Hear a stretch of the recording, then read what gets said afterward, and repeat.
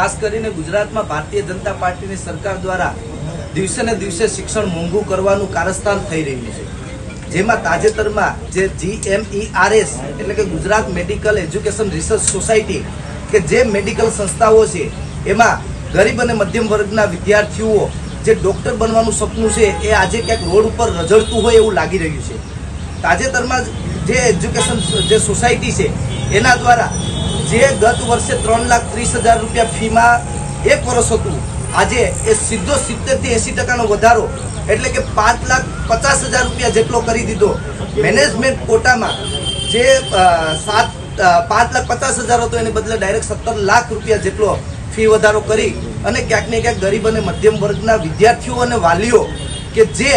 એ સંસ્થામાં જઈ અને પોતાના દીકરાઓને ડોક્ટર બનાવી શકતા હતા, આજે એ સપનું અધૂરું હોય એવું અધૂરું રહેતું હોય એવું લાગી રહ્યું છે। ગત વર્ષે તાજુબની વાત એ છે કે ગત વર્ષે પણ આ સેમ પરિપત્ર કરવામાં આવ્યો હતો, માત્ર ને માત્ર ખાલી તારીખ બદલવામાં આવી, પણ ગત